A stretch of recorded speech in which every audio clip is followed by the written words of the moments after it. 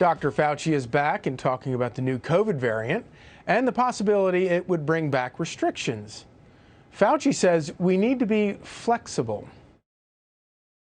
I don't see us going back into any more really very restrict kinds of restrictions, but you always have to have the flexibility. If we do see a significant surge, particularly one that might result in increased hospitalizations, we have to be prepared to pivot and perhaps reinstitute some of those restrictions. And as Fauci floats the idea of possible new restrictions, he's also floating the idea of retirement. Republican Senator Ron Johnson telling Fox and Friends Weekend it's about time he goes. It's well past time when he should have retired. I don't see how anybody can take a look at our response to COVID. 965,000 Americans dead, over 6 million people worldwide. The human toll, the economic devastation from these widespread shutdowns, what we have done to our children, put them in a state of fear, is a travesty. Anthony Fauci led this miserable failure of a response. He should be held accountable. Okay, so before we get to talking about Fauci riding off into the sunset, Tammy, I have to ask you, you're a very wise, shrewd observer of political things. Is there anybody left who is eager for new mandates or going back to all of the things that we've endured for the past 2 years? Well, there are. As a matter of fact, the New York Times did a story and a poll. They instituted their own poll.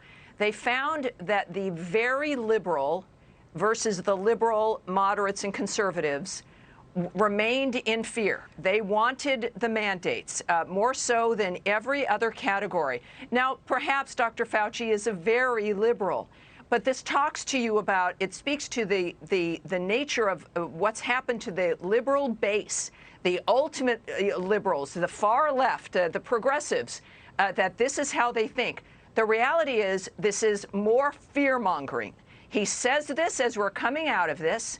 We do know that, again, it was a failure what he implemented. It has been the one success story has been the vaccines brought to us by President Trump and natural immunity because of the amount of people who have been infected.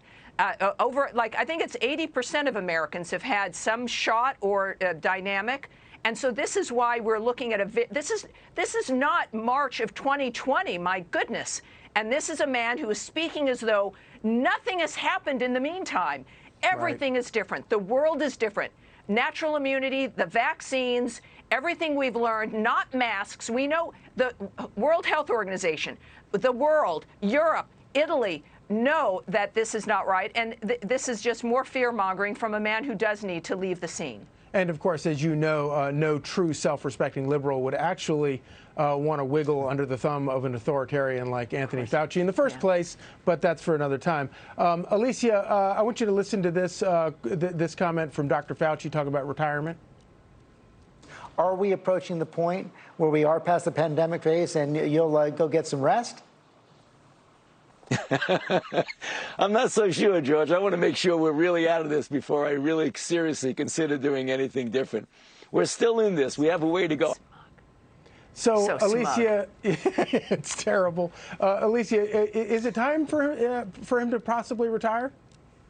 It might be, and it's going to be up to him. I do think that this serves, the last 2 years have really served as a warning to any future health care leaders in this country that if you're not careful against a political backdrop and you're a doctor and you appear to be taking a side, there will be people who will listen even closer if they agree with your side. But we have millions of other people in this country who felt ignored by the side that they thought Dr. Fauci was taking. That can be dangerous. There were careers during this pandemic that were built and destroyed, all while millions of people around the globe died. So whether or not he retires, I don't know that it exactly changes the game. I think a lot of mistakes were made, and there are a lot of lessons to be learned. So reasonable. That's the reasonable woman here. Yeah, absolutely. But, I don't have a whole lot of faith that anybody's in government anyway is learning those lessons. But it is alarming the degree to which, because this stuff got so politicized, the degree to which they destroyed not only their own credibility, but the credibility of their successors to deal with another problem like this. I don't think I'll ever believe this, a government bureaucrat when it comes to healthcare.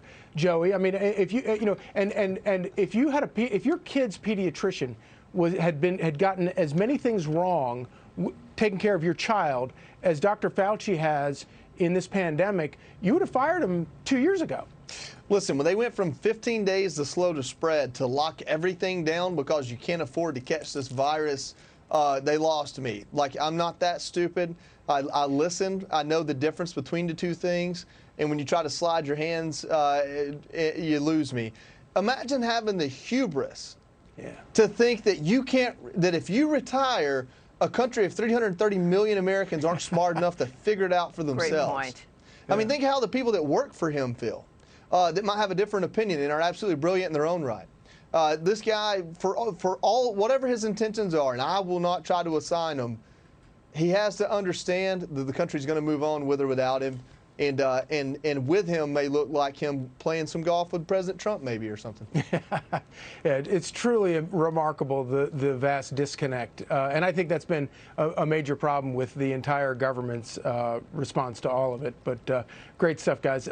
Hey, Sean Hannity here. Hey, click here to subscribe to Fox News YouTube page and catch our hottest interviews and most compelling analysis.